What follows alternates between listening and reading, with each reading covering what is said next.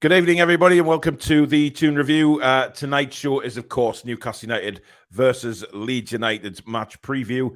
But we must start off the show with very sad news regarding probably one of the greatest to ever play the game. Sadly, Pele passing away this afternoon. It's very, very sad news. What a truly remarkable footballer he was. I mean, we were just talking before the show there. I never got to see him live, but obviously I've seen plenty of videos and replays of games where Pele's been involved, and it's very, very sad. And Billy, you're the same, really. You never really saw him. You saw him in the Centenary, I believe. Bicentennial tournament 76. He played for Team America against England. He was slightly over the top then. In fact, he'd retired a couple of times and called back for it. But we talk about greats, and we've had lots of them. Recently, we've seen Messi lift the World Cup. We've seen Zidane, we've seen Cruyff, we've seen Best, we've seen Maradona. This bloke here is the greatest. There'll never be another Pele. 17-year-old winning the World Cup. Kicked the hell out of in the next two World Cups, but still managed to win the 62 one. 1970, everyone knew it was his last World Cup, and he tore it up. Absolutely the greatest player. I mean, I remember seeing. We were talking about just before the show there. I remember seeing videos of the '66 World Cup, and he got absolutely kicked to hell. But the remarkable thing was, most of the time, he just got up and got on with it. I mean, if that was nowadays, they'd be rolling around like they'd been shot. It just incredible physicality as well. He's just a boss. I mean, it is really sad. I mean, there'll always be debates about who was the greatest. Maradona, Messi, C9, C7, or R9, R7, I should say, and players of that ilk. But you know what? From what I've seen, Pele was one hell of a player. I mean, Alex, do you have any? Have you seen many videos of Pele? Yeah, I've seen lots. Of course, it's one of those pointless debates of the greatest of all time based on what time period it was in, what the opponents were like. I'm not going to get into that. I just think he's one of the greatest. And it's unlikely that we're going to get these kinds of things repeated in the same way. Obviously, we've got Mbappe coming through now, but these players are few and far between, and it's more about the sort of South American pizzazz. Even though Johan Cruyff has his own flavor, it's that kind of magic. I don't think Mbappe's quite got that yet. Maybe he'll obtain that, but he's very much sort of a raw, athletic, power, pace. He's got some trickery, but nothing quite does it like the South Americans do. So we won't see. Indeed. We won't see him again, I don't think. But at least he's out his suffering now. I think he's been battling this for quite some time, and there was rumours of a couple of weeks before Christmas that he'd had his family called in a few times, but kept battling. Unfortunately, it's taken him this time, but he's out his suffering now, and that's I suppose the main thing. And he's left us and left a lot of people with some fantastic memories. And if you want to watch Pele, you can go back on YouTube. There's hundreds of videos. This guy was just an awesome footballer. Les H, thank you very much for becoming a new member of the Toon Review. I think that's a renewal, but thank you very much for your continued support. As usual, guys, if you are enjoying the show tonight, before you leave, please do hit the like button. And of course, if you're new to the channel and like what you see, please do hit the subscribe button. It is free to do so, along with that notification bell, which will tell you when we go live or we upload. We are well on the way now to 16,000, guys. It shouldn't be too far away. It's all down to you, though. Pass the channel on, share it with as many people. Let's get us up to 16K. We'll go through a couple of comments as well. Paul Sprague, obviously, RIP Pele. The same with Chippers. Hazza says, yes, RIP Pele, one of the greats, no doubt. Not many of us have seen him live, but all the clips you can find of him make you pay full attention to your TV. Truly a sad day for football. Martin as well, RIP to Pele himself. Kungle Fox, thank you for your membership as well. Really do appreciate that. Thank you very much for being part of this channel. Kev's channel says RIP Pele. well, I'm not even reading that name. I'm not stupid. But R.I.P. Pele, a true icon, second best only to Warshola. Indeed, whatever. R.I.P. Pele, says Gary. What another sad loss of the year. Again, lots of. I mean, Gary's saying wearing black armbands for the game on Saturday. Is that a possibility? Do you think, Billy, for someone like Pele? I mean, you know, I think yes, it's a certainty. Footballers pass away, but it's Pele, isn't it? I think it's normal. I think it's a certainty. I think absolutely no doubt about it. Absolutely. And realistically, should be a minute's applause. I mean, this is one of the greatest to ever play the game. Yeah, absolutely. And like I said, I know players pass on, etc. You know, that's fine, but it's very rare that you get the greats. You know what I mean? And this guy was certainly up there and did certain, not just on the pitch, but what he did for football off it as well. Let's not forget that. Gary says it should be a global happening of respect for him. Good evening to Michael. Solly, evening everyone. Hope you fine folk are all well. This Leeds game will be an interesting one. Absolutely. Gary says hi to the TTR family. I've been watching, just not commenting. But after recent events, I feel it's important to say hi and keep in contact. Please reach out to mods if you need help. Absolutely. Absolutely. Geordie Boy, thank you as well for your new membership. Really appreciate that, my friend. Carl says, evening, everyone. Is everyone else bored of the in the nose talking shit already? Yes. I have to say, you know, it's the usual crap coming out already. And it's bollocks. Look, if you want the honest truth, come to this channel. We don't bullshit. We're not in the know. We've always said along we're not in the know. We will report signings as they happen, as the club announce them, which is the best way it's supposed to be. We're not into leading people down the garden path. That's certainly very true for this channel. Evening, everybody. R.I.P. Pele, says Ian. Kungo Fox says they barely touched City, and City missed so many chances. If we really turn up, this could be an 8-0 game. Well, we'll see. Good evening, Rachel. Of course, modding away there.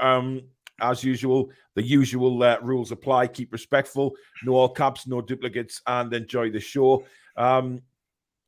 Just on this about respectfulness and things like that.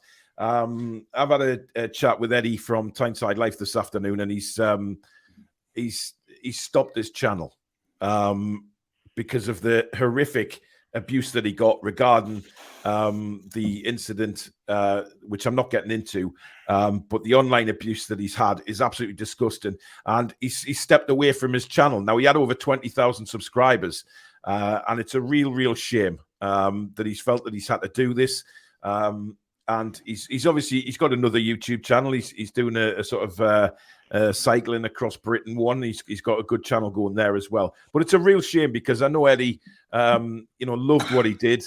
He loved the interaction with a lot of the fans, and he feels like he's lost that. He's lost that impetus with the fans. He's lost that connection, and he's stood down his channel, which is a real shame. So please, guys, let's just be respectful to everybody. You know what I mean? We may all not get on and things like that, but hell, enough's enough, man. It's ridiculous. Geordie Boy says, I was already a member. Payment didn't go through for some reason. Well, that means you weren't a member if your payment didn't go through. But there you go. You are now. Confirmed. Jan says, R.I.P. Pele. Peter says, good evening to all you beautiful TTR family and, of course, our illustrious hosts and mods. Carl with an R.I.P. Pele as well. Good evening, Tom Lynch. Ryan is indeed R.I.P. Pele. Spike Milligan says, evening TTR family. Hope everyone's good. Looking forward to another win on Saturday. Moving on to Saturday, Alex. Obviously, Leeds United is what Newcastle's closest derby game is these days. With just in Yorkshire there now, an hour and a bit down the road. Is this, is it going to be like a derby atmosphere, do you think, on Saturday? I'm not sure about a derby atmosphere. I think it'll be a very good atmosphere, but that's purely based on the fact it's the Premier League's back. We'll be at home. Everybody will be buzzing. St. James's Park should be rocking. Especially after how we played against Leicester. There might be some derby elements to it. I'm sure some of the fans have got some songs. I like to think that we've got some mutual respect, both being teams from the north. We understand we understand the whole London thing and the northwest bias, teams. indeed. You know, we got the Gary Speed connection, various things. I've always looked at Leeds in a fond way. I know certain people haven't, but I still want to smash them though, and fingers crossed we do. Yeah, I mean that's it's fair enough. We've always said that. I mean, there's quite a few Leeds fans subscribe to this channel, to be honest, and we've always had a good bit of banter with them, and it's. They are decent fans, and I always class them as fans like us, Billy. You know, the same kind of fans with the same passion for their football club, who've really been through the doldrums, it's fair to say, over 20-odd years, and finally getting established back in the Premier League. And it looks like they're beginning to turn the form around again this season under Jesse Marsch. They've had some decent results of late, obviously getting beat off Man City, but that's no embarrassment. They will provide tough opposition, Billy. I think what they lack is consistency. I think at their best, they're a hard side to play against. Absolutely. Yeah. They've got work rate that's unmatched by most of the Premier League. Unfortunately for them, the work rate that will surpass them will be ours. Last night was you couldn't really kind of scout them on last night's performance. They were trying to stay in the game for 70 minutes. They defended 11 men behind the ball for 70 minutes, and there was no press or anything like that. What they usually do. After that, when they were only 2 down, they had a bit of a go. 3 down, they had a bit of a go.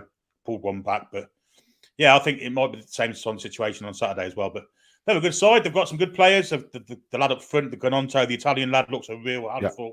Lots of pace. I mean, a lot of people last night were saying, Billy, that maybe it's obviously Leeds playing a couple of days after us, and then playing again so soon. Is that a good thing for Leeds that they can get straight back on the pitch, or is it a bad thing because fatigue might kick in? Or did you think that they were looking tired towards the end of the game last night after chasing the ball?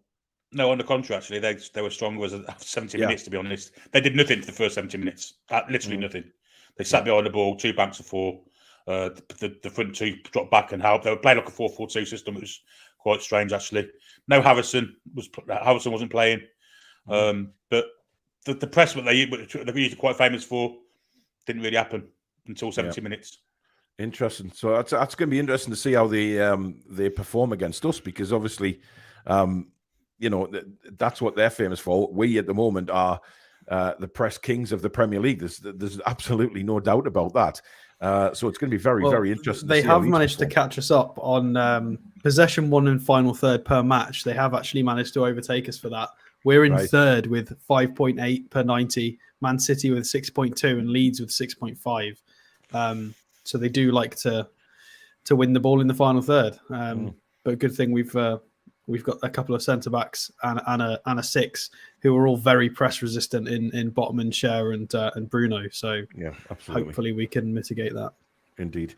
Geordie Boy says, I wonder if Paul and Stato have listened to my Toon review song. I have. It's on our group. Billy posted on the group chat. So well done. And we may play that on within the next couple of weeks. We'll put that on the channel for everyone to have a listen to. Tom says, just seeing the news about Pele. Jacka says, evening team, hope everyone's well. So sad about Pele. RIP, how are the lads and lasses? Yeah, I'm in a better place today, says Geordie Boy. It's good. And remember, reach out. Never, ever fight anything on your own. Rest in peace, Pele. Jock, good evening. Russell, good evening. Daniel, good evening. Adam Redmond says, RIP, Pelo. Why do I keep saying Pelo? He's not from what? You can feel it in your fingers, can't you? And me toes, Billy, to be fair. And me toes. Andrew B says, evening all, prediction 4-0 to the Toon, RIP Pele. Jan says, RIP. Of course, that is his full name. Edson Arantes do Nascimento. Was that right, Alex? I mean, I don't speak Portuguese. It sounded right. Well, in that case, I was right. Thank you very much. Michael says RIP. Les RIP. Jan actually saw him live in a friendly. Might be the same one you saw him in, Billy, in the back in the day.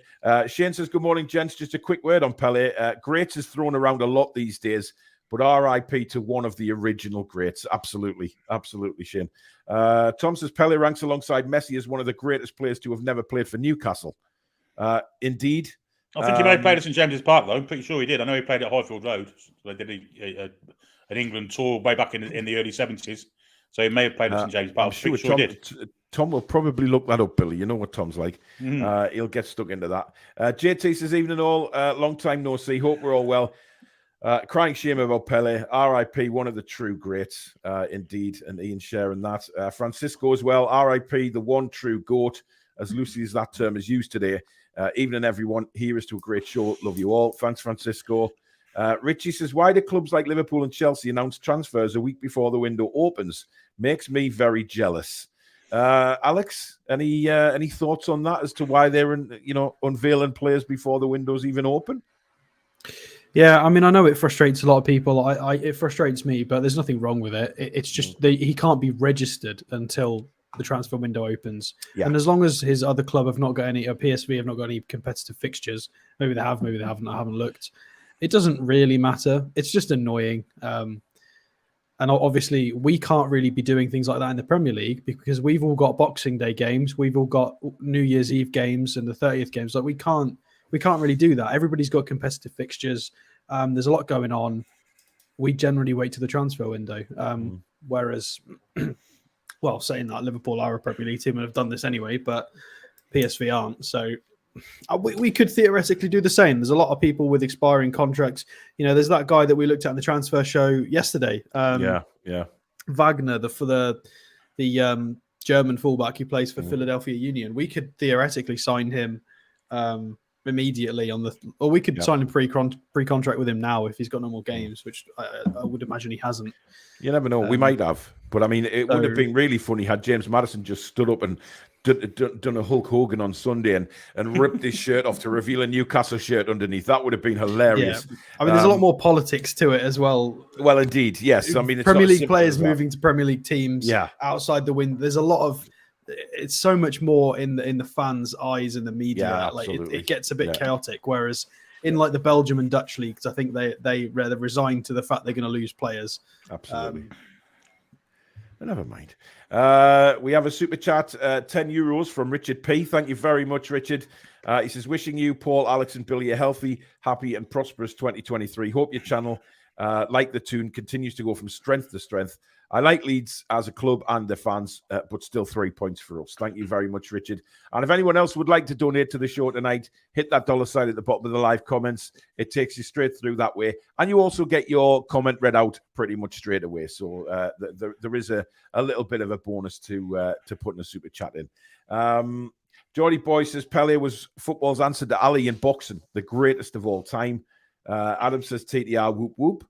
Spacebar says, to lift the World Cup 3 times is something done rarely. He is and was the greatest. Shane says, on to the Newcastle game. If we play well, we'll win. Simple. Leeds won't be able to handle us, especially at St. James's Park. It's going to be difficult for them, Billy, but they will want to get one over us, won't they? Because Leeds, as I said, they've shown improvement, before the World Cup. I think the World Cup probably fell at the wrong time for them. But when you look at how we're playing, we've got to go in with 100% confidence for this one, haven't we? Yeah, absolutely. I see nothing to worry about from Leeds except for the pace and the trickery of Gononto. He's the only thing I can see that can trouble us. From what I saw last night, that was anyway. Obviously, there was no Harrison playing. Rodrigo, I don't think, touched the ball in 90 minutes. But apart from that... He does have 9 goals, though. He's got to be respected. Rodrigo? Yeah. Yeah, he's a hell of a player, but as I say, he didn't touch the ball at all last night. But that was the way they were set out to play. That they really didn't. I wonder if Jesse Marsh, Billy, had an eye on this game against Newcastle, rather than going all out gung ho against Manchester City. It'd be very likely, very likely. Having said that, home to Man City, away to Newcastle, I don't see much difference in that. To be honest, he might be not these days. Not these days. Jimmy says, Stato, you need to stop arguing on other channels about ASM. And he's put laughing emojis in there. Who have you been belittling now? Have you been arguing on other channels? No, I was just chatting with... I just dropped in on the Loaded channel when they were on the transfer show. And they were just talking generally about Maxine not being part of a title-winning squad. And I was like, well, all right, he might not be a first-team starter for a title-winning team, but there's no reason he can't be in a squad. Well, if you think about some of the riffraff that's got Premier League medals, who were like the trimmings of squads, from some of these Man United teams and some of these Chelsea teams, like Drinkwater picking up a Premier, like things like that. Come on.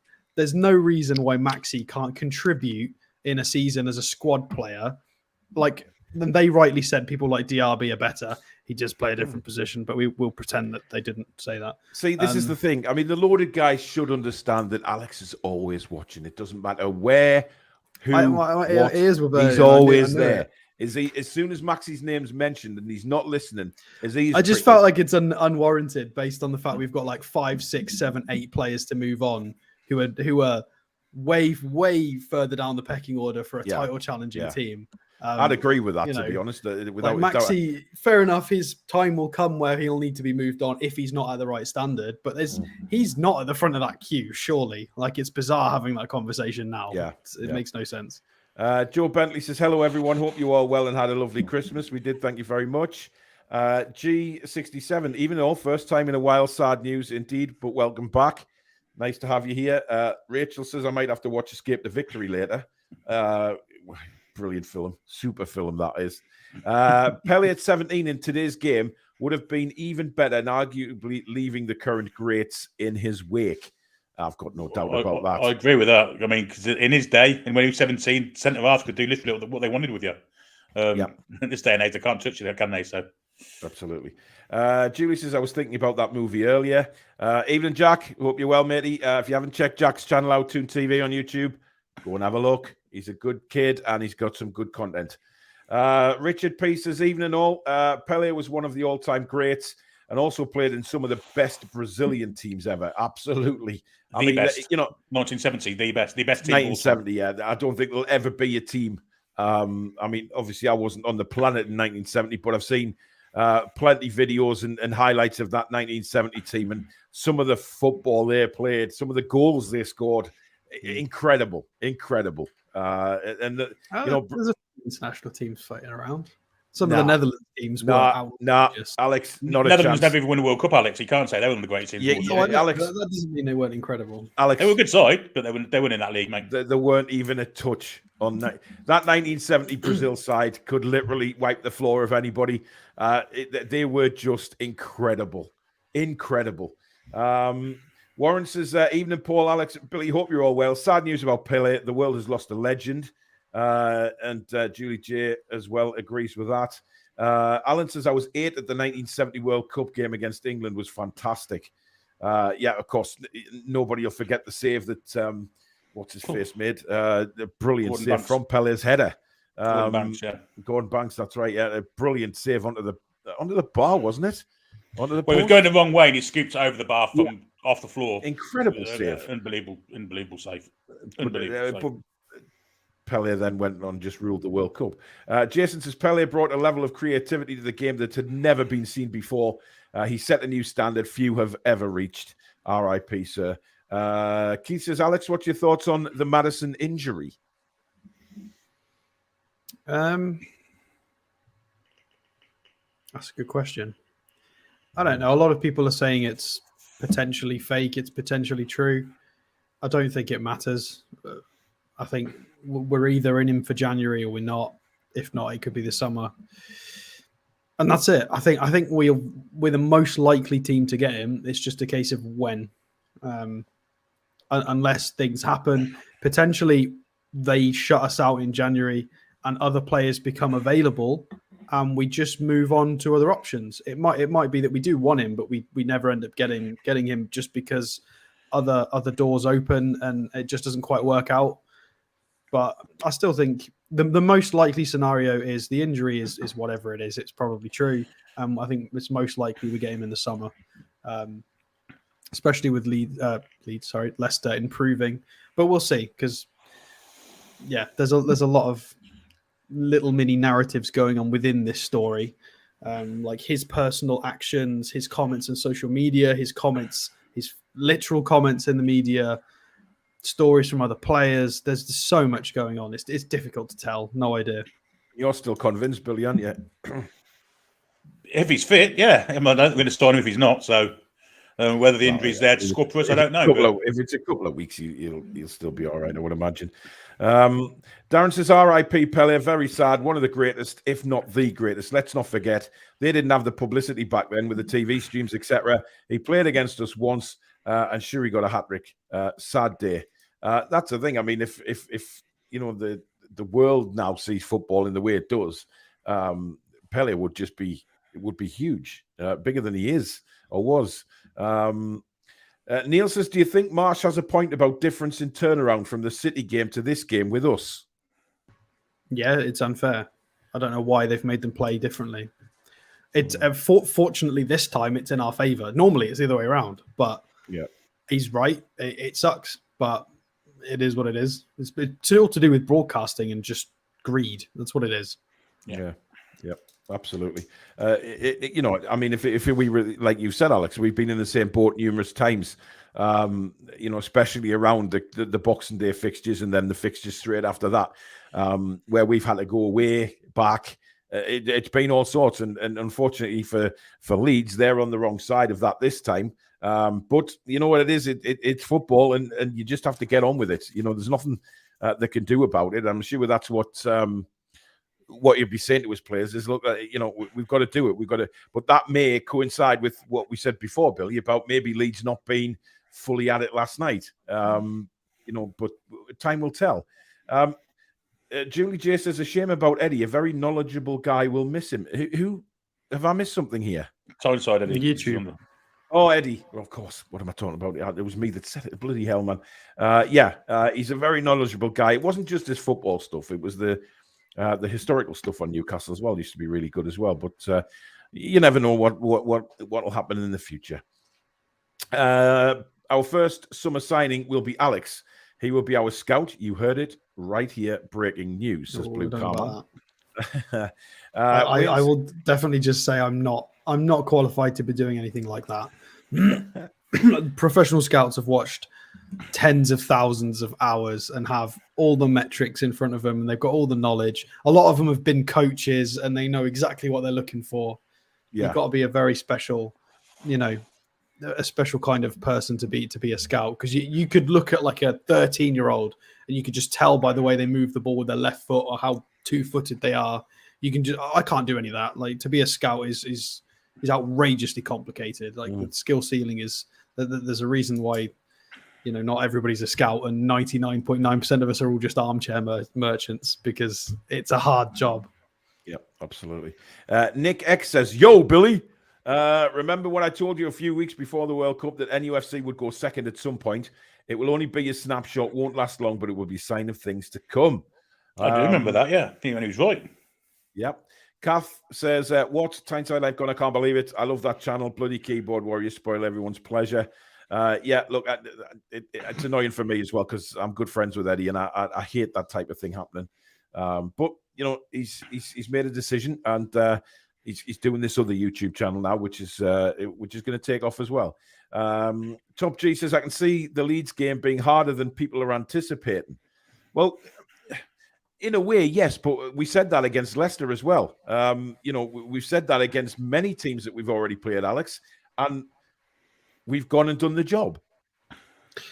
Yeah, I mean, there's a reason for this. There is a game, 16th of October. They narrowly lost 1-0 to Arsenal, and they did not do bad in that game at all. So they do need to be respected. They actually came out of that game, despite losing 1-0.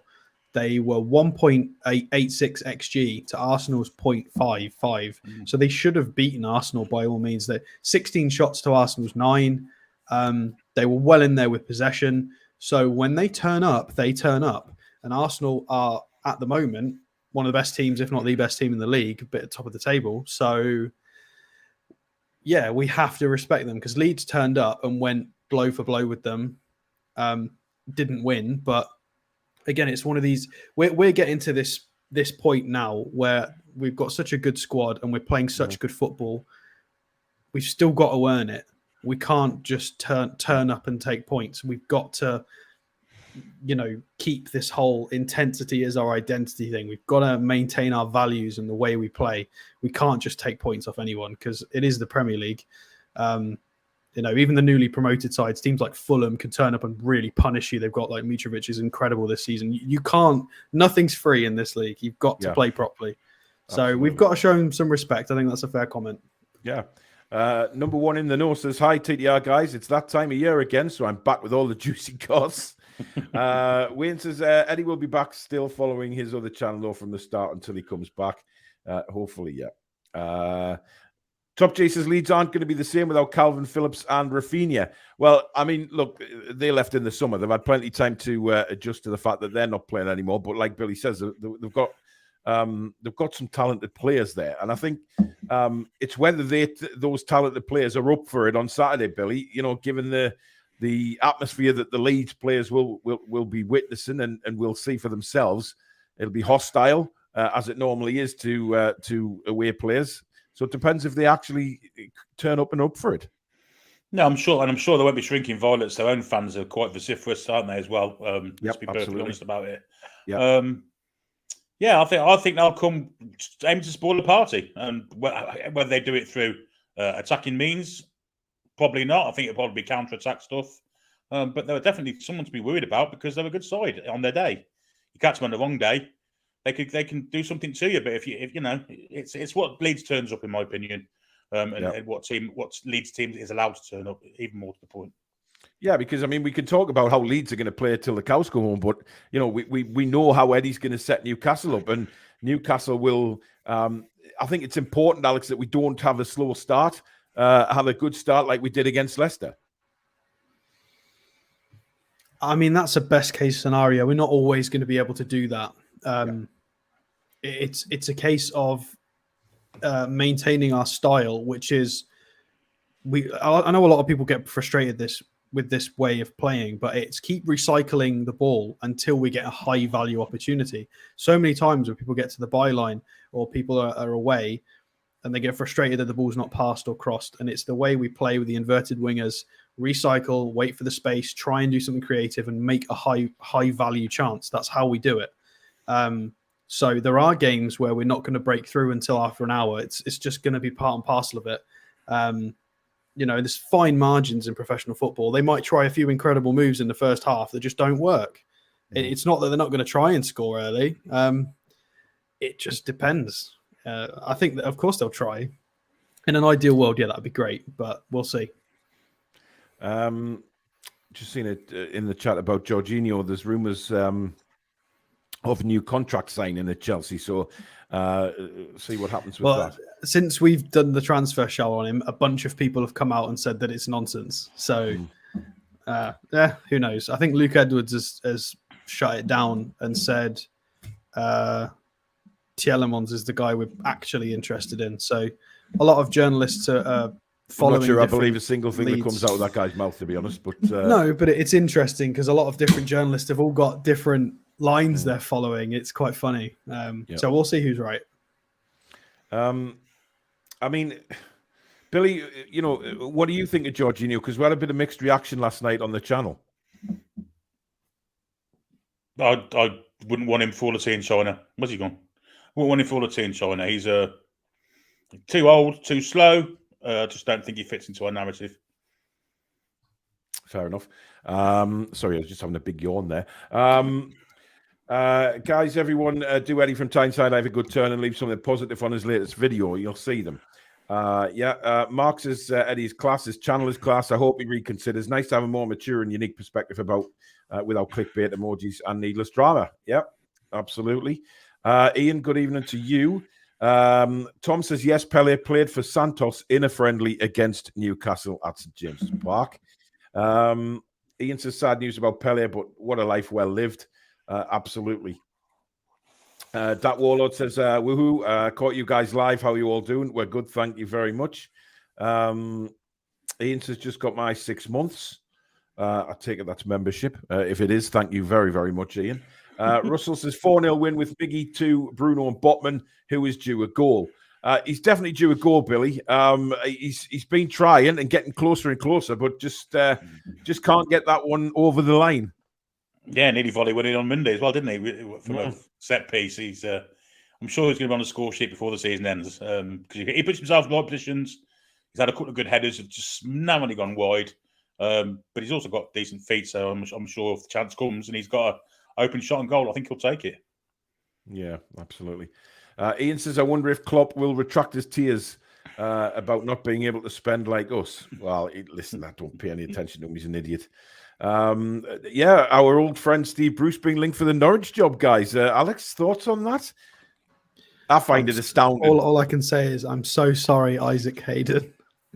Well, who is on loan at Norwich. This just keeps happening. January, though, so I know, but even so, Andy Carroll and now Isaac Hayden, these people trying to get away from him, and he just keeps finding them. Yeah, I don't know. I've seen a lot of people slagging us off, saying, "Oh, the Newcastle fans are back talking about it." It's like, well, we just don't want to see any more clubs get destroyed. Yeah. I mean, it's evident with West Brom turning everything around quite quickly because the squad was quite competent anyway. There's a reason why they were decent. Their manager was just, prior to Bruce, I can't remember his name now, he was just quite he was a bit strict. I don't think it worked. It worked initially, and it's just, what's the point? I really don't know how he gets linked to these jobs. I mean, I could see him coming into the only situation where I could see it being logical is if there's a team in the bottom 5 to 10 in the Championship who are playing some strange football, conceding a bunch. Maybe you bring him in to try and shake it up and be pragmatic for 10 matches. But they don't. People employ him at the start or halfway through a season to go and then be the man. And it's just like, if employing him in an Allardyce way to go and save it, fine, give it a try, whatever, if you want to try it. But employing him to try and take a club forward, considering what he's done in the last 5 years, is mind-boggling. Exactly. I would be amazed if there's any truth in this. I think this has all come about through press talks purely because Steve Bruce is an ex-Newcastle. Well, he's second favourite with the bookies, Billy. He's second favourite. That's because people are betting on it. That don't mean anything, does it? No, It just means people are betting on it. That's true, yeah. He played for Norwich for a number of years and did a good job for him before he went to Man United. So that's probably why he's been linked with the job. Yeah. Danny says, if we win against Leeds, then we turn up and beat... if we win against Leeds, then we turn up and beat Arsenal, who will go unbeaten for the rest of the season. And at the end, what will be Premier League champions, says Danny. Beat says, surely Leicester will sell Maddison to us in January rather than risk losing value, as his contract will only have 12 months left in the summer. You'd think that, but his price went from 60 million in the summer to still 60 million. So they don't give a crap about the valuation of his contract. They're just quoting whatever they want.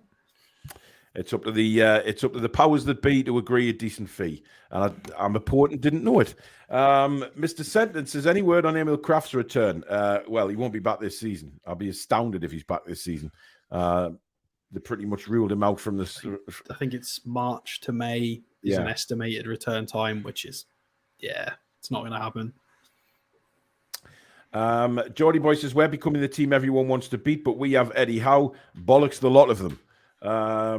Yeah, that's fine. Nick X says, we'll have to keep an eye out for Lucas Radaby and Tony Yeboah. Yeboah, do you remember him? I mean,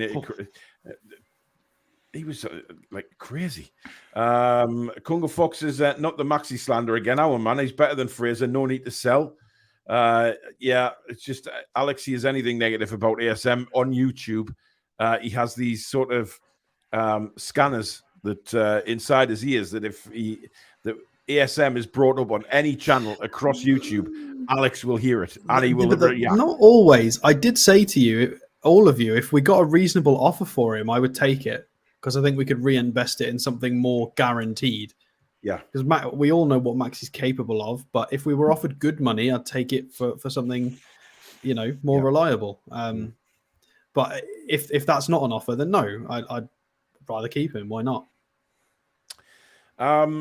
Any news on Wilson's availability, RE sickness? I think he'd be fit. I don't see any reason why not. Haven't seen Eddie Howe's press conference tomorrow. Which I will be doing a video on, so it'll be interesting to see what he does actually say. But I expect him to be fit. But again, we haven't seen any training pictures or anything this week, so we don't know. So far, Newcastle have released about 9 shirts this season. You can tell where they plan to make their money. It's not all about that. I think it could be Castori as well, with wanting to make money. But listen, Adidas will come back. Have you seen the latest Castore controversy? Yes. In all the club posting the lads training, and all of their training gears got all the print is all peeling off. It's all peeling like the off. club It's badge awful. and the logos and it's not just Newcastle United. It's Wolves, Villa, Rangers. It's all of them.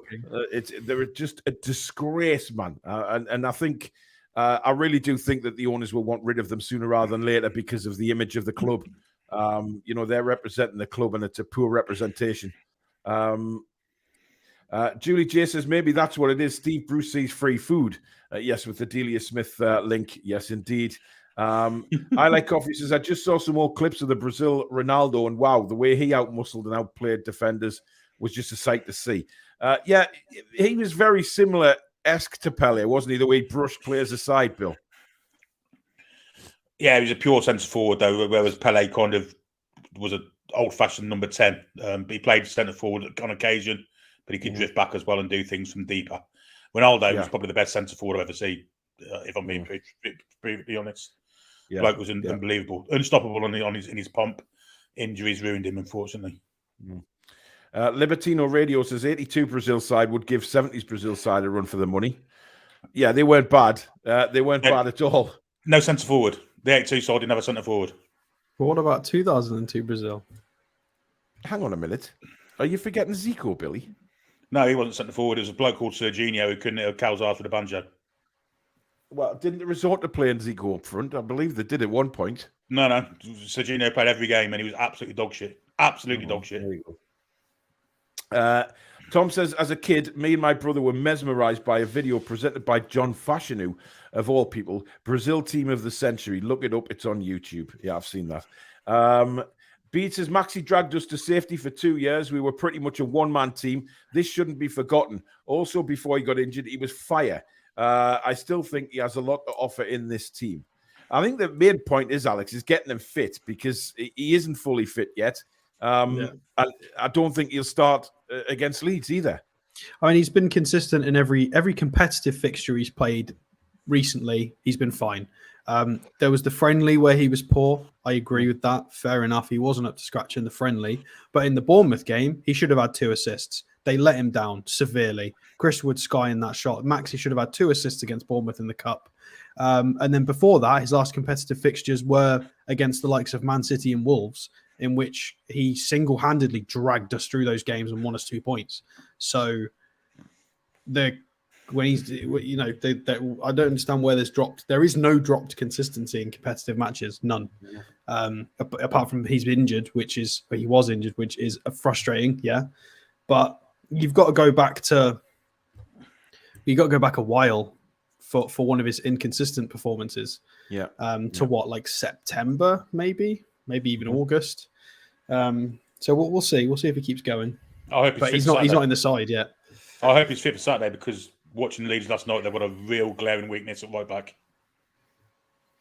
Yeah, there was always whenever they committed and then got countered or any sort of we're so good at transitions, and Leeds would end up having 3 or 4 players back, and City would have 5, 6, 7 overrunning them. They would always 1 or 2 men down. They just would.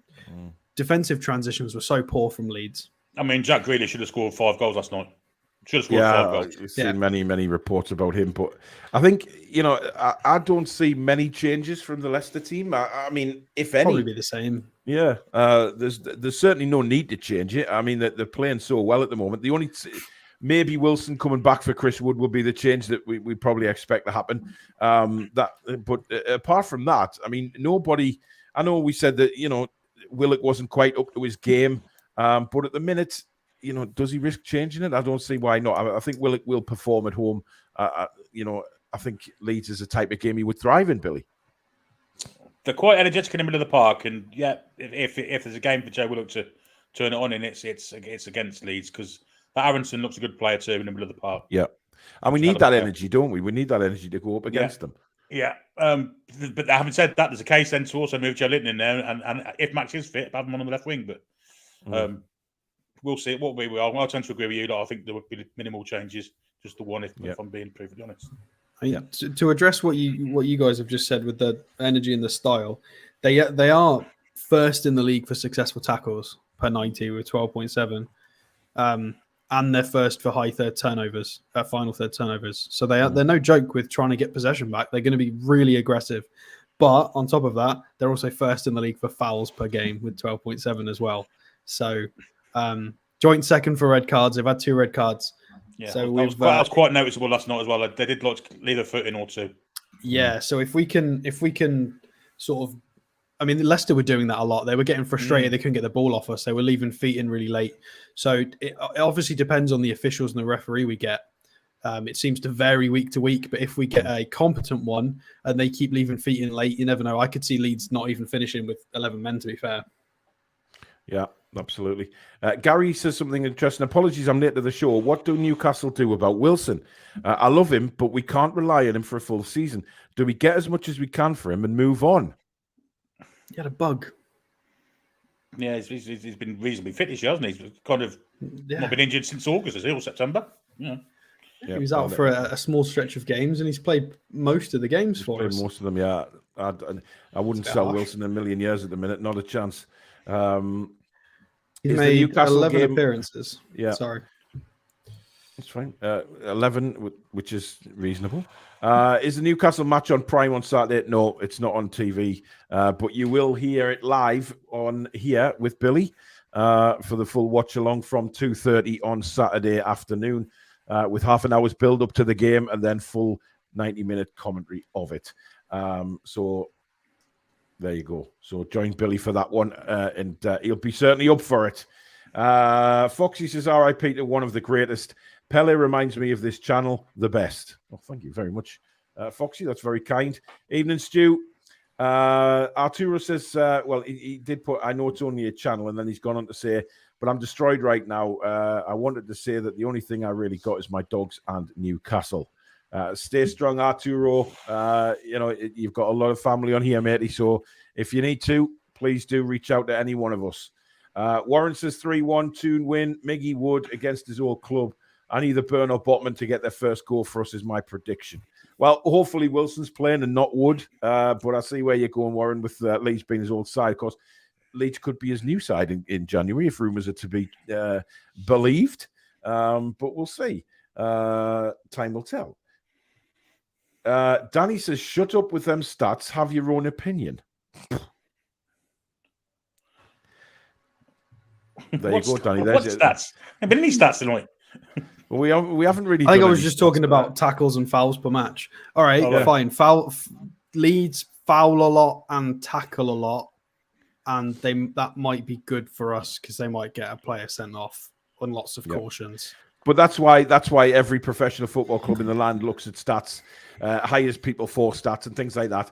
It's fine, Danny. Obviously, yes, we have our own opinions, but stats are what are important in this football industry. The professional clubs look at them every single day.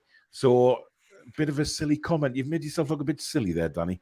Callum says Pele will always be remembered for generations. Truly an incredible footballer in his time. Bill says, agreed, Julie. Leeds should have had a few sent off for double yellow cards last night. Well, it's pretty obvious, Billy, that they're going to come and they will be physical. We've got to expect that. Yeah, I mean, Forshaw should have been red carded. He got a yellow for two-footed, studs up, scissor tackle on, can't remember who it was now. Might have been Young Lewis. Definite red card. Got a yellow for it. But they do leave their foot in. And, of course, it's their name, isn't it? Dirty Leeds. They've been known that for years. Yeah, absolutely. I don't agree with this, that we're going to leave key players out because we've got Arsenal soon. That's just not in question with Eddie Howe. That Arsenal game is on the 3rd of January. We do have a few days off before that game, but we've got a busy set of games coming up. Obviously, the FA Cup third round, the quarterfinal against Leicester in the Carabao, some very big games coming up in the league. But we were saying it last night. Me and Alex were talking about it, Billy. That's where we want to be. We want to be we want to be on all these tournaments. Of course we do. That's what the whole point of football is. It's an entertainment and it's a competitive entertainment. And as fans, you want to be involved in everything. That's what it's all about. You don't want to be sitting on your hands fighting relegation year in, year out. You're there to win games and celebrate winning games. That's basically what the game's all about. There is a a specific point when we had a congested period, and we didn't rotate at all. And we all expected it. So I think it was when we had Palace in the cup and we beat them. I think we had 3 games in about 6 or 7 days. And we all, on all 3 preview shows, we were like, he's going to rotate, he's going to rotate, he's going to rotate. And he just didn't. He just played, Longstaff played like 1,000 minutes in like a day. It was ridiculous. So there's no reason to suggest he's going to do things any differently this time. He seems to be quite happy with the fitness levels of the lads, and he'll, make minimal changes, I would imagine. He rotated once, didn't he? And that was Liverpool game when he brought Lascelles in. And that was it. It's any time. Indeed. I mean, people are talking about their exposing Leeds centre backs. I mean, we need Callum Wilson in there because Callum is the one that runs. He runs inside, he runs deep, he runs he will run them ragged. And I keep going back to the Callum Wilson performance against Arsenal last season, at the end of last season at home. He gave them an absolutely torrid time. And that's why I'd love to see Callum play on Saturday, because he can do the same thing, Alex. Yeah, they're definitely there to be had at. They've not got a good defensive record. They've got 2 clean sheets all season, which is 19th in the league. 3 errors leading to a goal, and we're really good at forcing errors. That's literally our magic trick, is press and make people make mistakes. Yeah. So this is, we mentioned about Leeds potentially turning up. I don't think it matters. I think if the best Leeds turn up and the best us turns up, we always win. I think with the current crop of both teams have got. So we just need to play our game and play well, and we should be fine. Have you got any graphics tonight, Alex? A little bit, yeah. Right, well, we'll see them shortly. Tom says, actually, I believe the friendly was in Hong Kong, not St. James's Park, though he did visit St. James's in 2003. Yes, he did. I remember that. I don't know why he was there, but he was there. Anyway, guys, we've got 700 watching, which is incredible. Thank you very, very much. We really do appreciate that. If you are enjoying tonight's show, as usual, hit that like button for us. If you're new to the channel, like what you see, please do subscribe. Come and be part of the Toon Review community, and as well as that notification bell, which will let you know when we go live, record, or indeed schedule an upcoming show. You can become a member of the Toon Review as well, like a lot of people have already done so today. The join button is just underneath the video itself. Lots of members, giveaways, etc. And of course, you can donate to the Toon Review if you do wish. Like Ian Fleming has just done there with a £5 super chat, saying that Pele played against Newcastle in Hong Kong in 72. But yes, he did visit St. James's Park at a later date. And you can get your Toon Review merchandise right from here. So let's get down to business. I've been waiting, think I wanna make that move now. Baby, tell me if you like it. Tell me if you like it now. I've been waiting, think I wanna make that move now. Baby, tell me how you like it. Let's get down to business. There you go, the toonreview.co.uk, the place to go. Spike Milligan, thank you very much for your £20 super chat. How are the lads and lasses? Thank you for your continued donations to the channel, mate. They're very, very, very kind gestures indeed. Right, here we go with the graphics. There you go, Alex. There we go. So this is the Leeds lineup that started against Man City. On paper, it was a 4-3-3, but it wasn't really, though. It wasn't a 4-3-3. Some strange choices in here. I think I spelled Rodrigo wrong as well. I think it got auto-corrected. A few exclusions from this. Obviously, no Tyler Adams. I think was a doubt. They got quite a few players missing actually. Dallas and Estera are both definitely out, and then doubtful players are Bamford, Cooper, Rodrigo. I think Adams might be back. We'll have to wait and see what the press conference is tomorrow and who's going to be available. So this could look very different against us, especially because of Alex. Harrison, any news on him? Harrison should be available. Yeah, I don't think he's doubtful. He just didn't play for some reason against City. I'm not sure why exactly. But we'll hear in the press conferences tomorrow who seems to be available and who's not. But I would expect maybe Adams and Harrison to be involved in this lineup. I'd be surprised if they're not. I think their energy would be important against us. 2 players that would make sense to play against us anyway. So if we have a look at Leeds as well, we've got some stats. Some lovely stats. Goals conceded per match is pretty poor, 1.9, and then just underneath you can see us in first with 0.7, best in the league. So they're conceding a lot of goals. And if we go down and have a look at their XG conceded, wherever that's disappeared to, XG conceded is also in the fifth, which is the fifth worst. That's meant to be the fifth worst. So, they're expected to be pretty bad, and they actually are pretty bad in terms of defense. They're conceding a lot of goals. One thing that is key to point out, only 3 goals from outside the box, 19 from inside. They like to try and play up the pitch, transitions, counterattacks, 1-2s, quick football. They're not going to play long balls. As you can see here, they are last in the Premier League for long balls. They do have a way of playing. So we're not possibly going to need as much of the physicality that we've needed from sort of Joe Linton, Share and Botman defensively to defend lots of set pieces and things. It might not be it's not going to be that kind of game. But we still do have to be careful.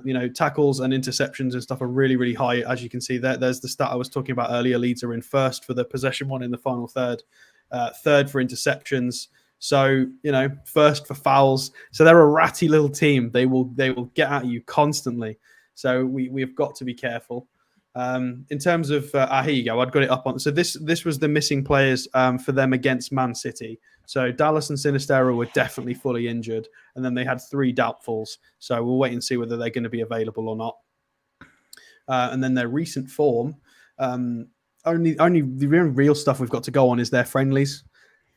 2 good victories against Elche and Real Sociedad, and then a loss to Monaco, and then obviously some people may have seen the Man City game. Man City should have turned them over by considerably more than that. To be fair, they really struggled with the press. In terms of our team, I've just put up our standard 4-3-3 with Wilson up front. I expect it to be this with either Wood or Wilson. I can't see Maxi starting. I'd be surprised. Yeah, I agree. Shelby's not an option because he's injured. I think it'll be this. The question is who's the striker. I can't see it being any different to this really, because who else comes in? Does Murphy somehow wriggle in? I don't see how he wriggles into a starting lineup, unless something happens in like somebody. Well, the only way I can injury. see Murphy, the only reason I see Murphy playing, Alex, is if he does leave Willock out and puts Big Joe back there and puts Murphy on the left. If he decides to drop Willock, then yeah. But I agree with what you said earlier, Paul. I think this is a good game for Willock. I think it suits his style. I think he'd be well up for it. He's not great at the physicality, aerial dual stuff, but he's better if he's on form with his technical ability and his dribbling and driving. This could be a good game for him. So I'd be surprised if he drops Willock. If he does, he'll probably shift Joe Linton back and shuffle it around, and maybe Murphy or Maxi will play. But I think it would probably be this. I'd be surprised if it isn't. That's absolutely. It, really. Quite straightforward this week. Indeed. Richard says, YouTube's #1 NUFC channel. Thank you very much, Richard. He says, hey, lads, Newcastle will win 4-2 against Leeds. Almer on 2, Joe Linton 1, and Botman 1. We just need to keep winning and putting pressure on City. I think you've been optimistic for Leeds to get 2 goals, Richard, to be honest. I mean, the way we're defending, I can't see us conceding 2 goals at the minute. I really can't. But obviously we will at some stage. I know that, but there you go. And they're averaging 1.5 goals per match. So that would be better than their average if they score 2. Yeah. Jan, who we know is not a big fan of ASMC, and Maxi is now bench material. Top G says the Saudi Arabian national team will be made by Adidas next season. Hopefully that's a good sign for the Toon. I would imagine, yes, it could be. Ian says it's the wife's birthday today. Happy birthday to Mrs. Anderson. Arranged delivery of 120 red roses and gave her some of her favourite perfume and a TTR mug. All bases covered and in the good books for a while. Well, there you go. 120. Surely 12 would have had the same effect. Ladies and gentlemen, our own Mr. Romantic, Stato. Jack Warlord said, did anyone see the meme of Klopp asking Grealish to diss Nunes so he started scoring? Joe Linton will wreck Aronson, apparently. Morpheus says Newcastle win is an easy prediction. Well, you would know, Morpheus. Ryan says, as much as I like the Willock and Linton interchange link up I still have Maxi as our left wing every game. I think a lot of people will, to be honest. Sam says, hi lads, I'm going to the Sheffield match. Usually drive down to away games. We're planning on going by train or supporter bus. Any advice on who to go with or where to book? I wouldn't know, Sam, if I'm openly honest. When I used to go to the away games before I started doing the commentaries, I used to drive. I used to enjoy driving down to the away games. It just meant that I wasn't basically dictated to by public transport or a bus. So I used to like going down in the car. But I'm sure if you put it on Twitter or Facebook on one of the Newcastle pages, or even the Toon Review Facebook page, one of our members will certainly give you some help with that. No problem at all.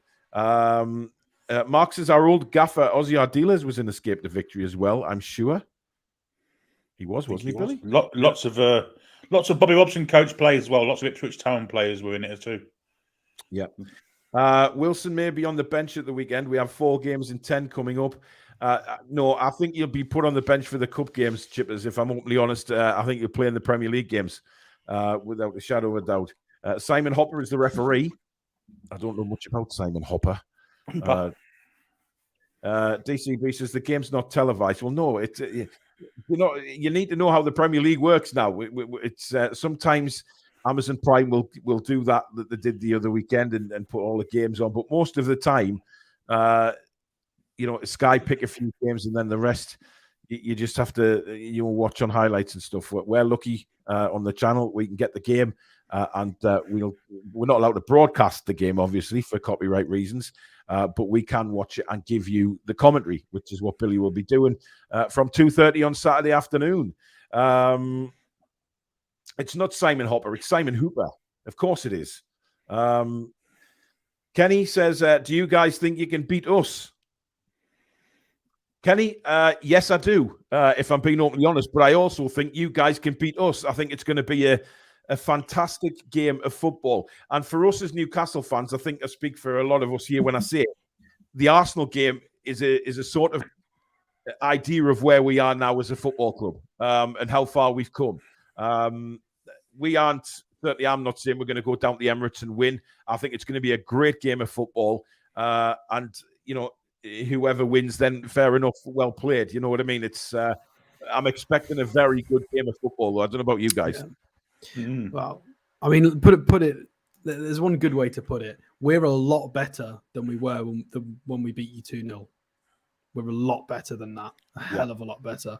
Fair enough, you are also a lot better, but we'll see. It might cancel each other out. Who knows? But I agree. It'll be a cracking game. I hope it doesn't end up some boring 0-0 stalemate. I hope it does. I don't actually think give us something entertaining. In that kind of game, Alex. I honestly agree. The way we playing at the moment, it's. The Bournemouth in the cup was kind of like that. Unfortunately, we had a lot of chances. That was after a World Cup break, mate. That was the first competitive game back after the World Cup, and we got the rustiness out of the system, which is what we said on Tuesday at the game. We said it was probably good that we had that cup game to play a competitive game to get the rustiness out of our system, because clearly. It worked because we just destroyed Leicester City. But I think Arsenal are the same. I don't think they're capable of playing boring 0-0s, to be honest. I think Arteta's very much an attacking manager as well, Billy. Indeed. I think the middle of the park is where the game's won and lost. Yeah. And I think we've got the legs there, if I'm perfectly honest. Well, time will tell. The 3rd of January, live on this channel for the commentary, don't forget.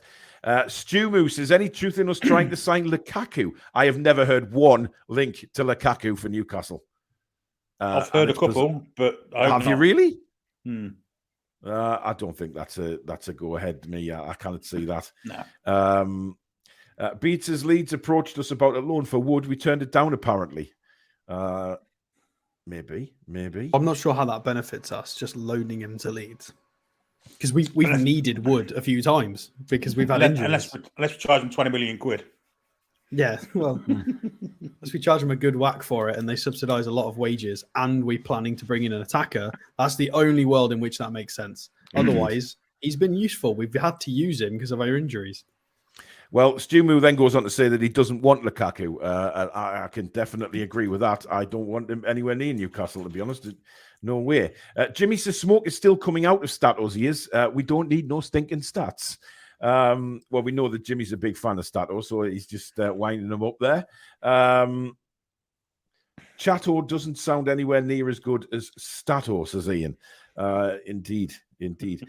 Jason says, I can't underestimate how much Miggy has learned from Maxi cutting in from the wing. Miggy has added a work ethic with a cutting edge. Training with Maxi will have an effect on Miggy, no doubt. Good point.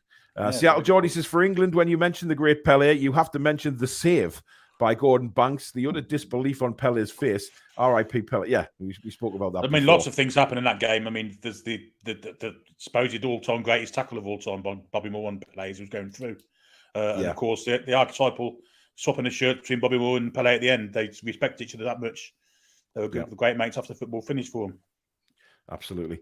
Rashid, good evening to you. I haven't been to Newcastle, but I promise you this. I'll be there when we lift the EPL trophy. Eddie was the way we could experience the Tyneside life. Will be missed for sure.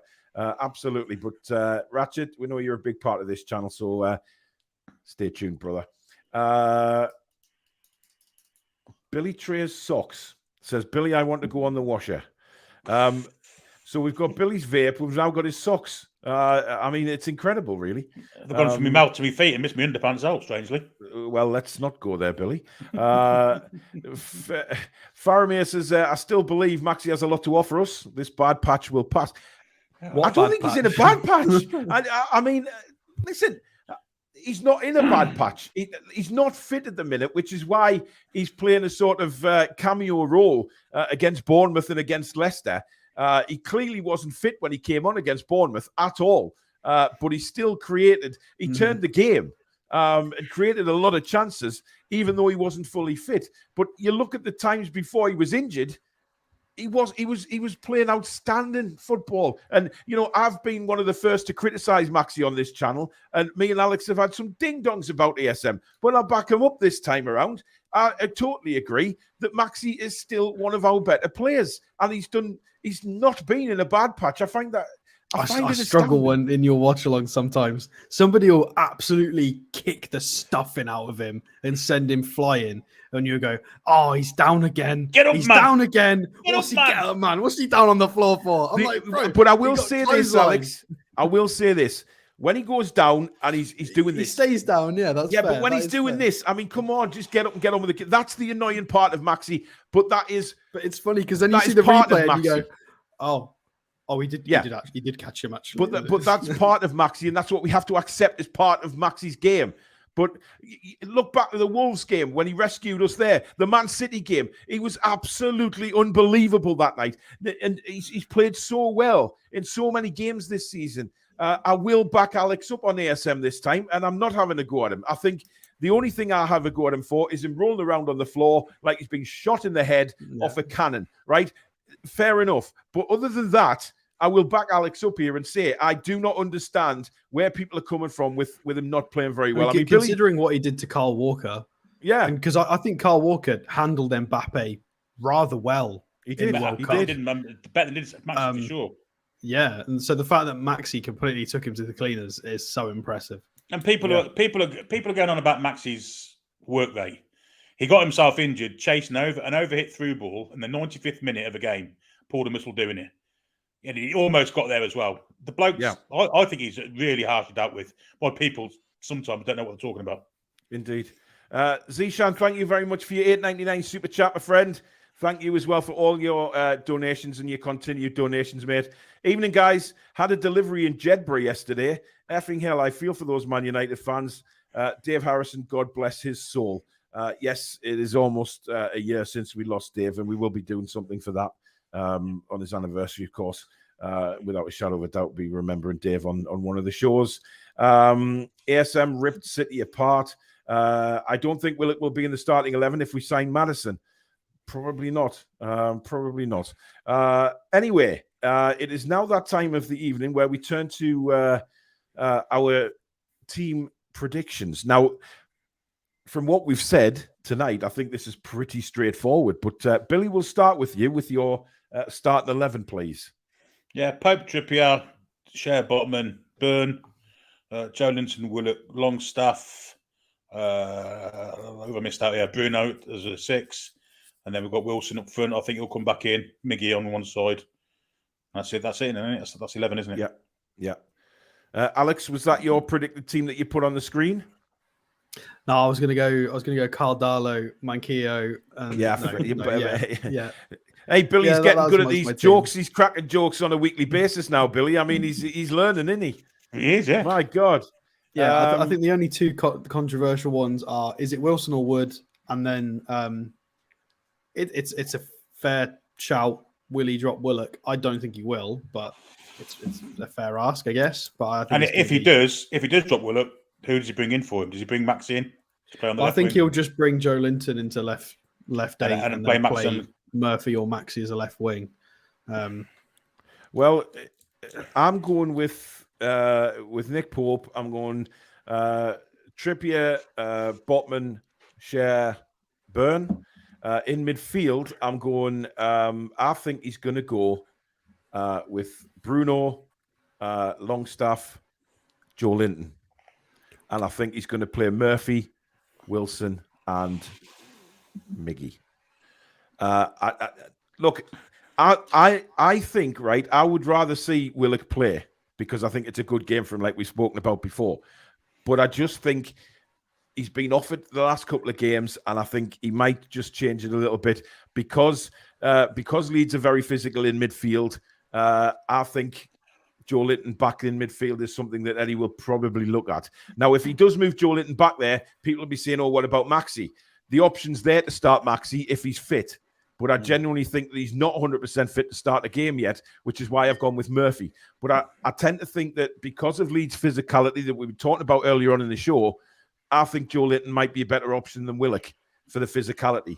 I don't have any problems with Longstaff in there for the physicality, but Willock I do. I'm not sure they're that physical either. I think physicality is possibly the wrong way to describe them. I think they're just really ratty and they just try to tackle everything. I don't think strength's too much of an issue. I think like Longstaff and Joe Linton are more than big enough to handle. Yeah, but that's what I mean, Alex. I think Joe Linton is stronger on the ball than Willock. Yeah, I know Willock's made some good runs, but I think if Leeds are going to play like that, then we need that strength in midfield like Joe Linton would bring you. And he certainly won't take no shit either. So I just think that might be a better option, see how the game goes. And I think if Maxi's anywhere near full fitness, he'll play because the glaring weakness at right back, especially the way Grealish plays, cutting in all the time, he destroyed their right back last night. As I say, he could have scored 5 goals. If Maxi's anywhere near full fitness, I think he'll play. Yeah, because he's not going to leave Joe Linton out. So Joe Linton would come into midfield, and then you're talking, is it Longstaff or Willock that he leaves out? No, he's pretty much. He's lent on Longstaff most of the season, to be honest. So for me, it would be Willock that comes out because I think Longstaff could stand up to the physicality a bit more. It could be quite scary for Leeds. If we do end up playing Maxi, Wilson, Miggy, they're going to be terrified to commit players forward because those three in the transition would be frightening with the 4-3. You look at how they defended last night, like Billy said, especially at right back. They are very weak there, and we have an opportunity.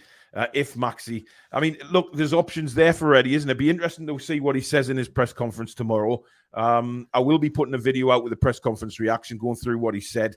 So do stay. I think if they think Maxi's going to be playing, then you'll see Luke Ayling come to the side. Guarantee you that as well.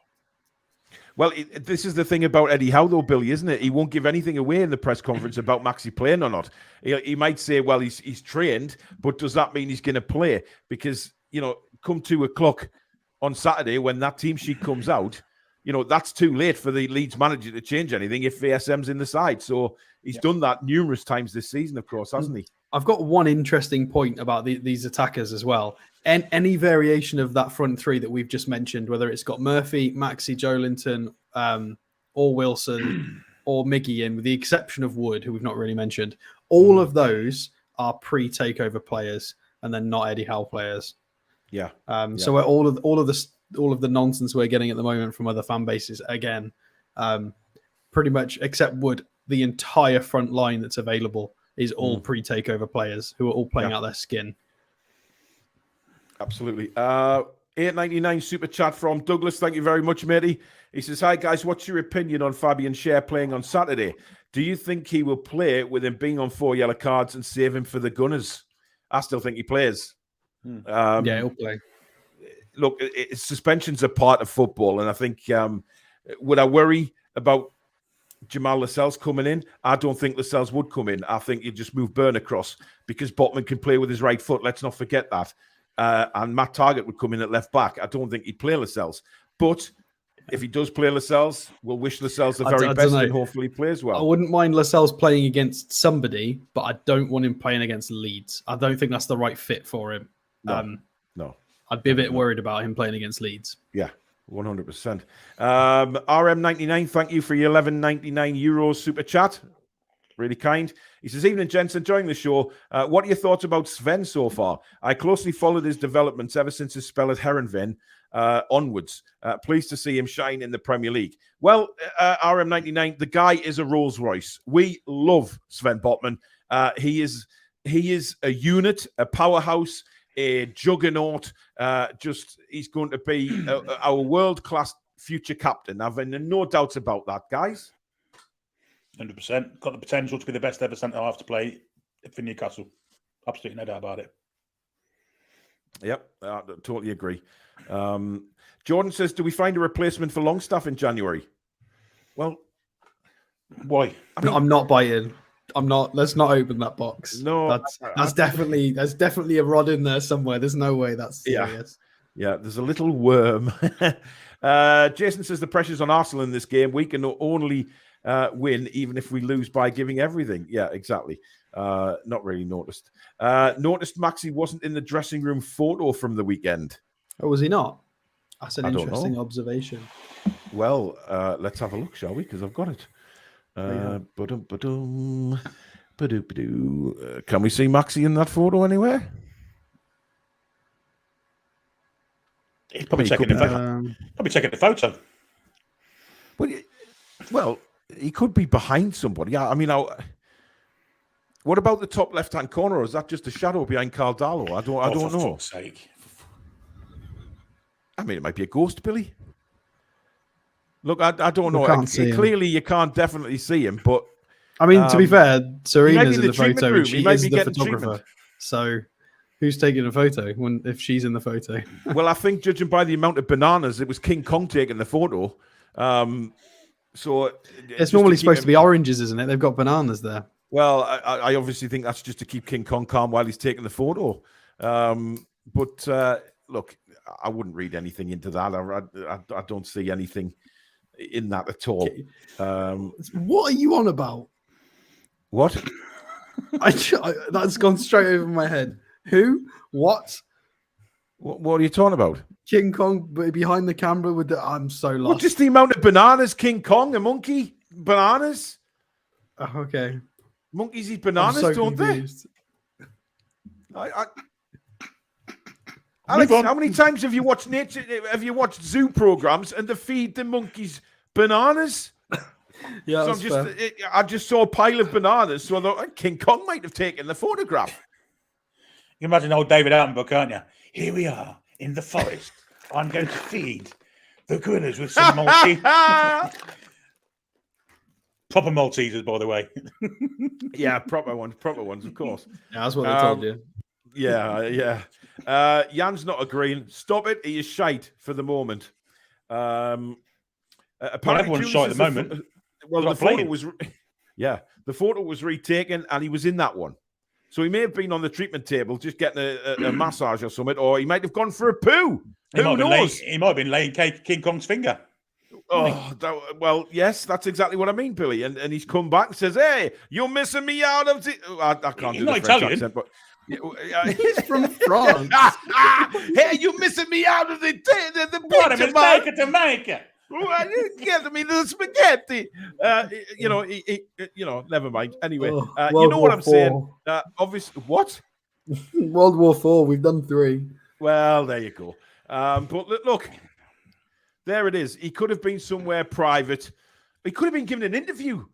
He could have done anything, and But there you go. Kendo says, so Alex is effectively saying ASM is better than Mbappe. I don't recall him ever saying that. I mean, nice mental gymnastics. If you want to tell yourself that, then that's fine. Yeah. Come on, Kendo, you're better than that. Cameron says, even if he's not performing to our high expectations, we still need to get behind ASM and every one of our players.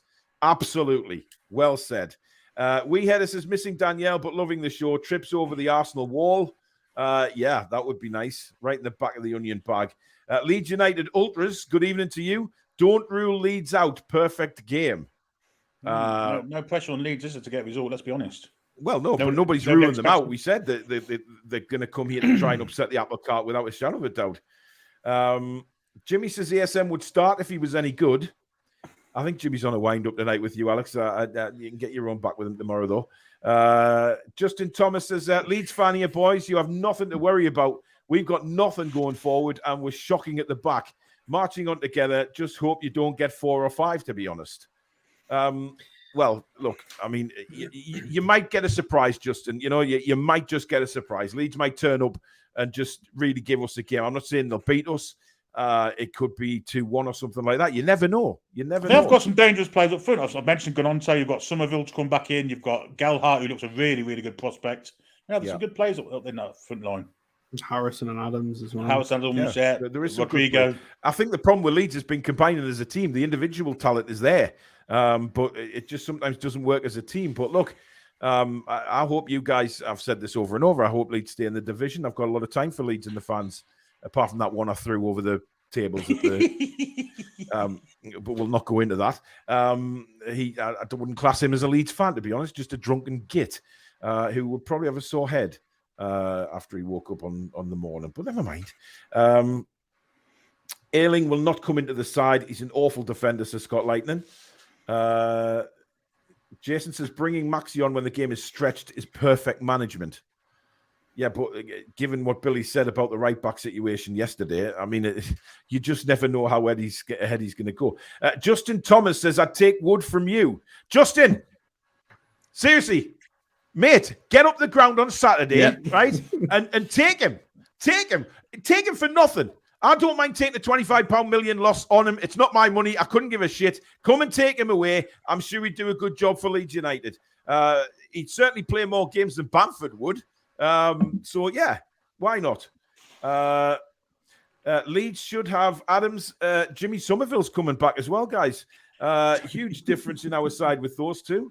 Leeds are not scatty, by the way. Ratty, not scatty, Ratty. I just mean in the tackling sense. They're not all big physical brutes. A lot of the tackles are quite late. I mean, you're first in the league for fouls. There's no. You can defend it all you want. You are first in the league for fouls. There's no other way around it. They are quite ratty. With another, I keep doing that. I've got a drinking problem, guys. Did you have any rum in the weekend, by the way? No, I didn't, Billy. I'm very disappointed. I'm going to get some tomorrow. I'm going to have some on the show tomorrow night. Oh, that should be good. I will take my first taste on the show tomorrow. Leeds United Ultra says Adams will control the midfield. Have you seen Bruno, mates? Yeah. He's doing that thing, or she. They're doing that thing where they haven't played us since last season, and they don't know because they've only watched Match of the Day. This is literally. I mean, who are we yet to play this season? So we haven't played Arsenal. We're about to play Leeds. West Ham. We haven't played Southampton or West Ham, have we? So that's 4. We played Southampton. Oh, we played Southampton. Yeah, we destroyed Southampton. Well, we haven't played West Ham. So we've got this to come from a few more teams. They haven't yet played us this season, and they have got no idea how we play. They go and may possibly see Match of the Day, which does not do us justice at all because we never go first and they don't give us enough coverage. Just need to score some more goals, I guess. Harley said that Maxi took that first photo because if you notice... Yeah, Serena's in the photo. Serena's in the photo. There you go. Yes, she is. So that answers that. So there you go. That reminds me of the Fours and Horses, Aubrey. Yeah. I'm here. Jimmy said he was too busy taking the tape off. He does have to unwrap himself after a game. David says, love you guys. You talk so much sense, all from different perspectives. but are able to debate and reach a sensible consensus. 3-1, Bruno, Trippier, and Miggy. Thanks very much, David. King Kong it is, says Larry. Okay. Hi, guys, says Stotty. Paul, how is your FPL doing? We're not even going to talk about that. Scott says, you guys will win because we can't defend. But Somerville, is it Nonto or Gnonto? And Aronson will cause you problems. I mean, you might get a goal. I think he's right. I think they've got some, as I say, forward-wise, they've got some good players. Decent young players. I think we were fortunate not to concede against Leicester. They did get through a couple of times. We were quite fortunate with like Nick Pope against Daka, that save. That's what we've it'll got go in now. Eventually. Yeah, we'll concede goals, absolutely, but let's just keep it going. Chinglish says, did Paul compare Maxi to a shadow? No, I just said it could have been him, but now people have made it more obvious that he was taking the photo because Serena was there. But there you go. Kendo says, Billy proudly sponsors Maltesers.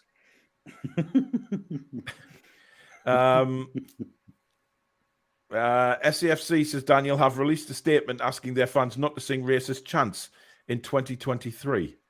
I haven't seen that, but didn't know that was a thing.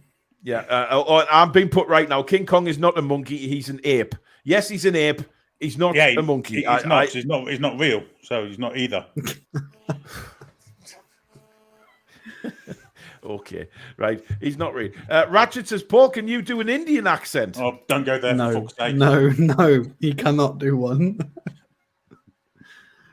Absolutely not, Ratchet. Absolutely not.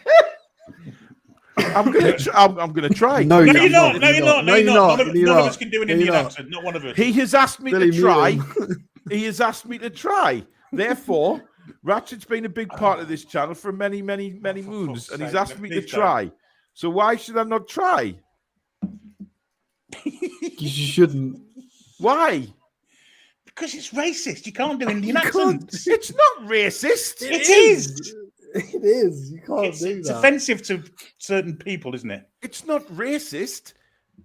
God, if I thought I hate racism for a start, I would never go down that road. But because you're not Indian, your brain will fill in the blanks of that accent with stereotypes. All Indians with one accent.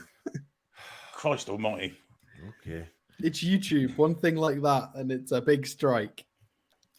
Yeah. Ab says, I am totally with Paul on the King Kong controversy. How could Stato not get the connection? Oh, dear. I need a rum as well.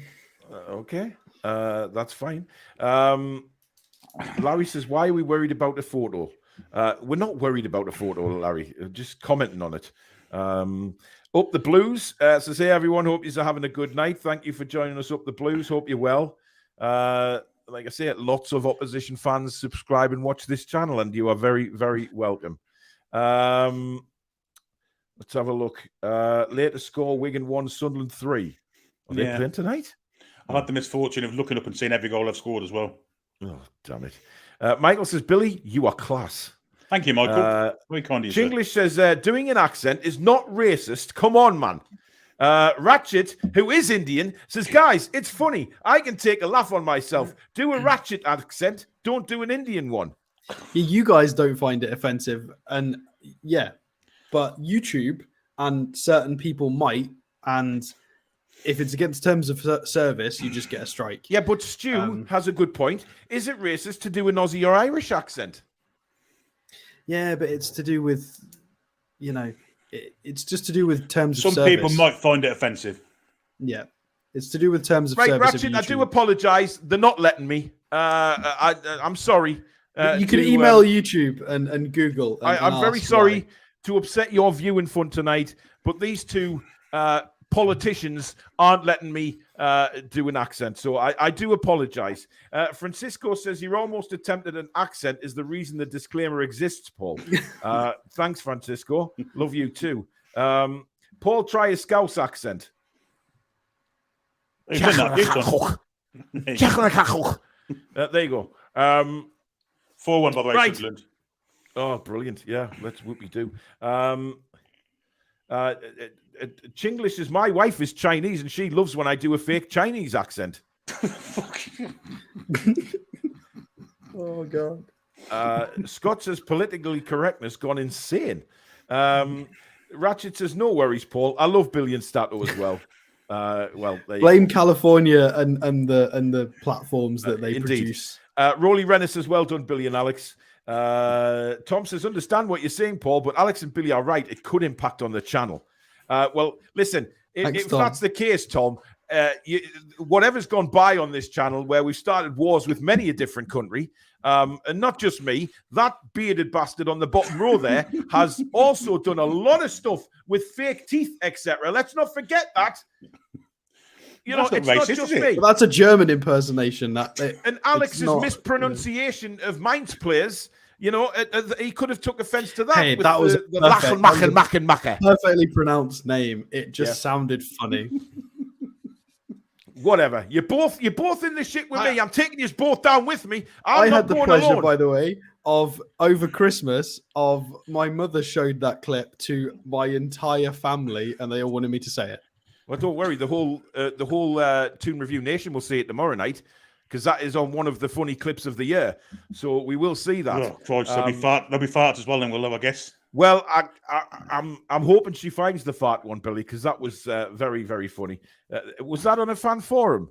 No, it was a season review, wasn't it? The season review with Ben. Ben would come on, didn't he? Right. Well, we'll have a look at that. I'm sure we shall find it. But there you go. Larry says, Billy is a Kloppist.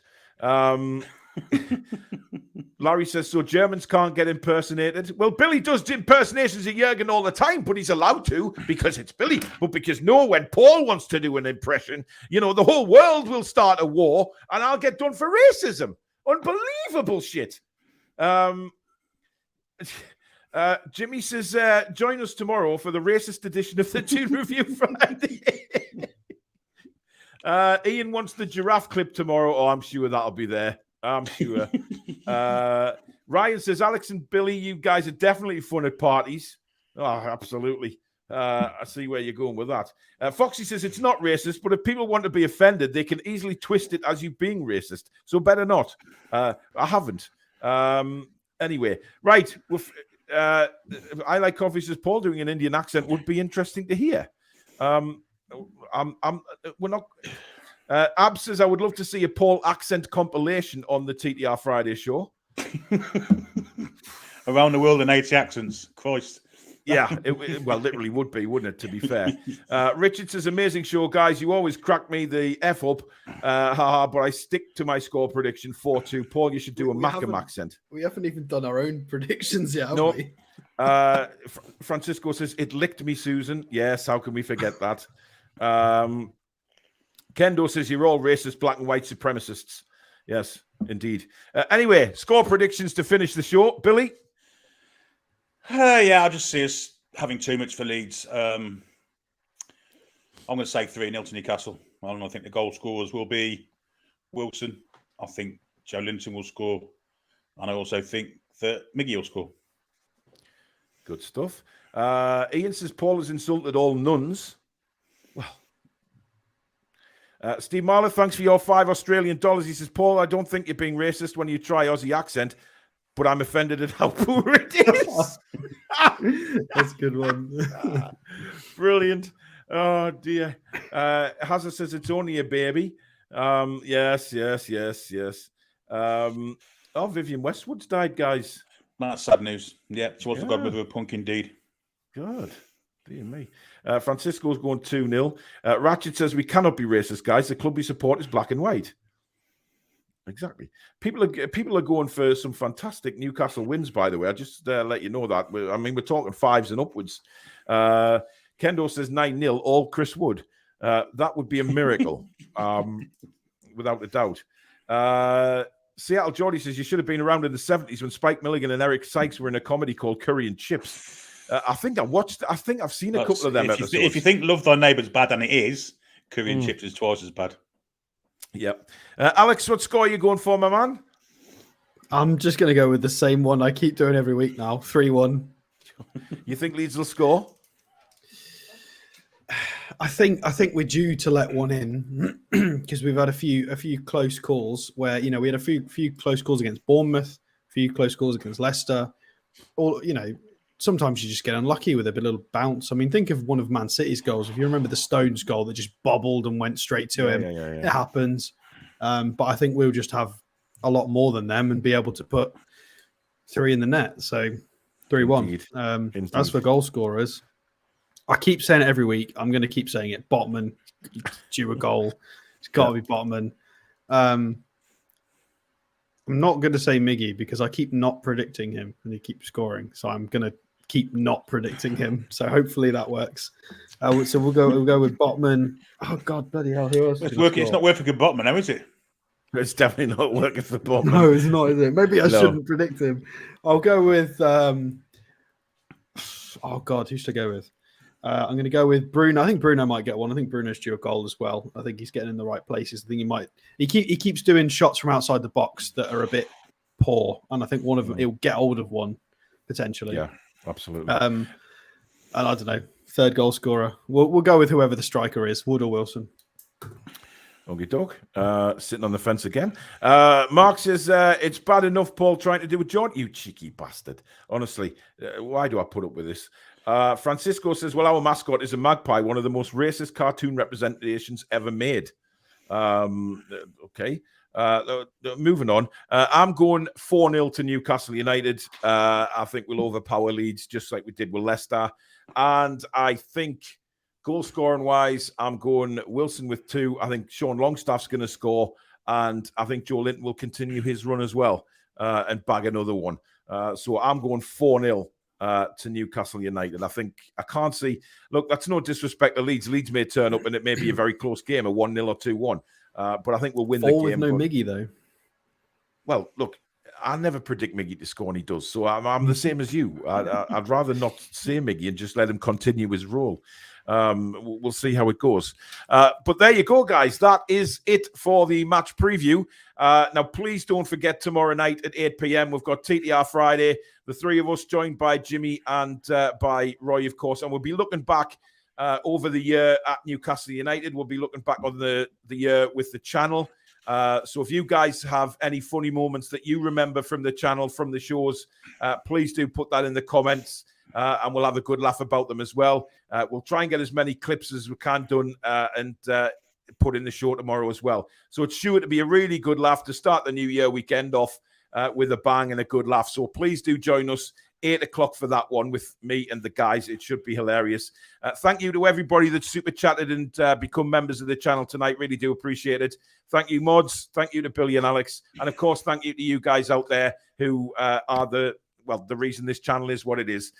We love you all, and we really appreciate you coming back time and time again and interacting with us the way you do on the show. So thank you very much, guys. We'll see you tomorrow at 8 o'clock. But don't forget, I will be bringing a video out at some point tomorrow with the press conference reaction with what Eddie Howe has had to say. But until then, guys, have a great rest of the evening, and we'll see you tomorrow. Good night. Where are the lads and lasses?